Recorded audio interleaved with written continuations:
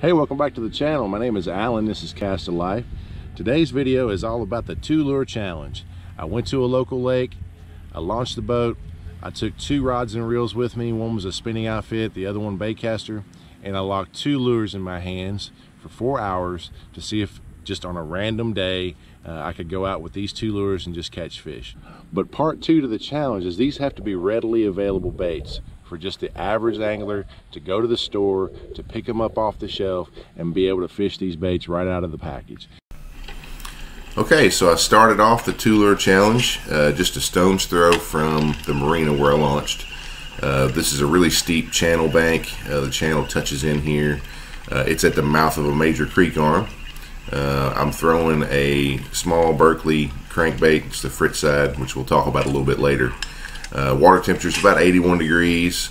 As I started down this bank, I saw some birds and some bait fish and just, you know, things in the area that tell me that it's probably an area that might be holding fish. When I first started, though, the only thing I could come up with was a couple of really small spotted bass like this one.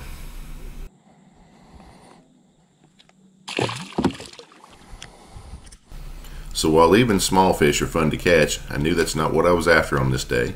So I kept my trolling motor on medium high, kept going down the bank with the crankbait, and that's when this happened.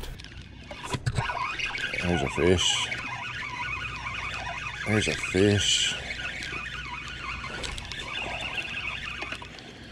Cranking. All right.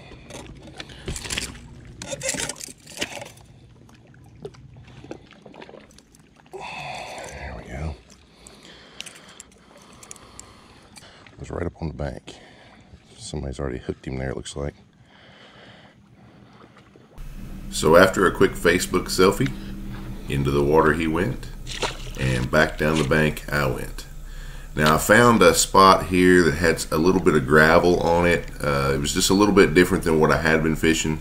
I was looking for some bigger fish. So I kept with the crankbait, but then I ran into these 2 guys who were coming the other direction down the bank. So it made me have to, you know, make a decision here. I decided to go ahead and give them the water, and I moved across the creek arm there where I'd been fishing, and I switched over to a Texas rig. I found this lonesome little dock over here that had a point right next to it. I threw everything I could around that dock. I threw my Texas rig around the dock. I threw the crankbait along the edges of it. Didn't come up with anything until I moved out to the point, and that's when I got a bite that would change my day.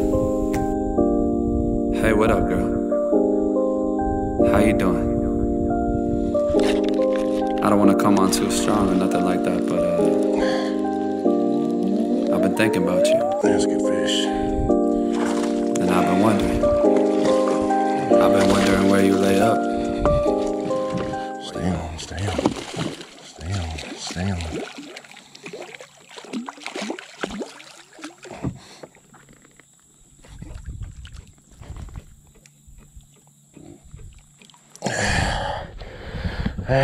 Yeah. Yes. Yes. Tell me I was recording. Looks like I am. Yes. Nice fish. All right. So that's what you can do, folks. That's it right there with the Texas rig. And wow, it was exciting. That was so exciting. There's a lot more to come in this video. I just wanted to stop and just get a really nice view of that really nice fish. I love the fall time of year, and I love a Texas rig.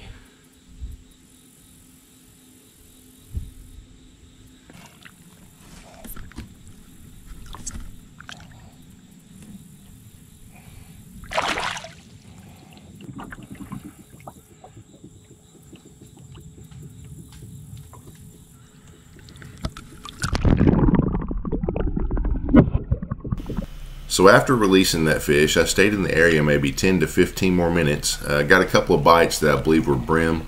If this hadn't been a 2-lure challenge, I probably would have switched over to a swim bait that resembled a bluegill and or a Zara spook. Would have been a good choice there, I believe.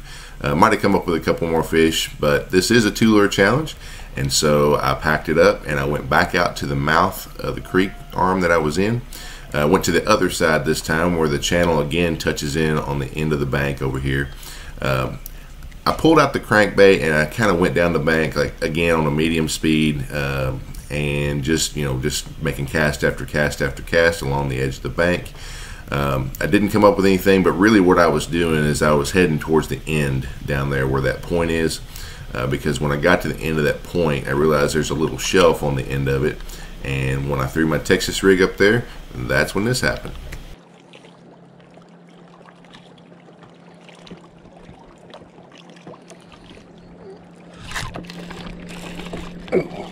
Good fish.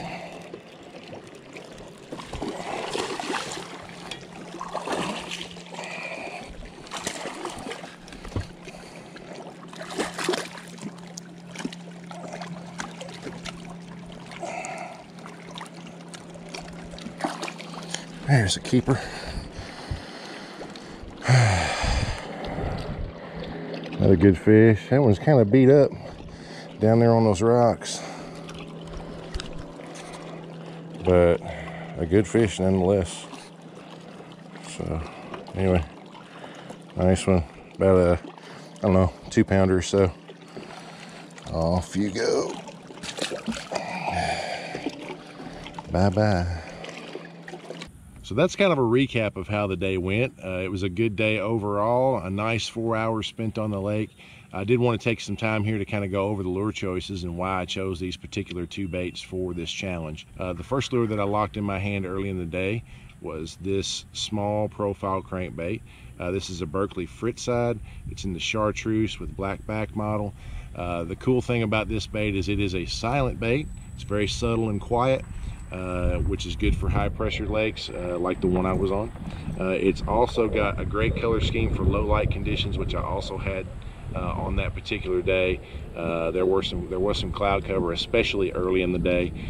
So when I started out, I wanted a moving bait, I wanted a search bait, I wanted something that could find fish that I could get down the bank and move quickly with, and this served the purpose. I also knew I was going to be throwing this bait on a spinning rod, and so this bait worked out just perfectly for my spinning outfit. The other lure that I locked in my hand, I knew I was going to throw on a bait casting outfit, so this was a perfect complement to that and a great little search bait to start off with. Okay, so the second lure that I chose for this challenge was a standard staple. Everybody uses this thing all around the country, probably all over the world, I would say, and that is what we call a Texas rig worm. Okay, you can't get more basic than a Texas rig worm. I did take the liberty here of kind of rigging something up so I could show you how to rig a Texas rig. I know a lot of you guys can do this in your sleep with your eyes closed, however you want to do it, but for anybody who's new to bass fishing, this is what we call a Texas rig. Okay, this is a free sliding bullet weight. It's a 1/4 ounce. Everything that I used in this challenge also you can buy off the shelf. You don't have to have any special orders. You don't have to spend a bunch of money. The package of worms that I bought, I literally bought on the dock for $6. That little crankbait that I talked about just a minute ago, that thing I got on sale I think for $6.99 at one of the big box stores. They had them on sale there, so it was a cool deal. I got to get some fish in the boat today, and I didn't have to spend a lot of money doing it, so that's a fantastic deal. That kind of proves the point of this challenge in and of itself. So Texas rig, you've got a free sliding bullet weight. This is a lead weight, 1/4 ounce. If you want to spend the money on tungsten, you can. I just don't think it's necessary unless you're competing at one of the higher levels of the sport. This is a worm. This is a Zoom trick worm. In the challenge I was using a Berkley power worm in the green pumpkin color. I literally bought it on the dock for $6. So here we go. Texas rig. You've got your free sliding weight that you've put on there. You've got this is a 3/0 extra wide gap from VMC worm hook, offset worm hook. So first thing with a Texas rig is you're going to just push your point of the hook into the worm up at the top of the head of the worm, just right about to where it starts to bend. Okay, that's the first thing, and then go ahead and bring your hook on through. All right, you're going to slide it all the way up, and then you're going to slide it around and kind of just turn it around that bend. And so what you've got there is you've got kind of a place for the head of that worm to sit, just like that. And the eye is buried in the head of the worm. And then, now this is where a lot of people start to make mistakes with this, okay? When I first started fishing the Texas rig worm, I was taught that you just put it right in the middle, just like that. Just go right in the middle of the worm. That is a mistake, folks. That is not the way to do this, all right? Not that you can't catch fish like that, you can. It is completely possible to set the hook through all that plastic and get one buried in the fish and get it in, and that's fine. But if you want to increase your hookup ratio, one of the best things that you can do is come into the side of the worm, over here on the side, and just, you know, while still keeping the worm, you want to kind of bunch it up just a little bit, and then you're going to slide it into the side of the worm like this, and just skin hook it right there on the side, okay? You still get a nice straight worm, okay? It lays straight, but that hook, instead of being in the middle of all that plastic, is just right there on the side of it. And so I'm gonna get my finger out of the way so you can see. And it is buried in plastic. It's not gonna hang up on anything, okay? It's buried in there, but it's just in the side of the worm, so that when you set the hook, it's just gonna pull right out of that worm and go right into the fish, okay? So that would be a Texas rig. This thing is used, like I said, all over the world to catch bass on a daily basis, okay? So you can never go wrong with the Texas rig, and that's what that looks like. So that about wraps up what I've got for this video. I appreciate you guys tuning in and being around. It means a lot to me that you watch the videos. It means a lot to me when you comment. It means a lot to me when you subscribe, all of those things. So if you are a subscriber to this channel, thank you.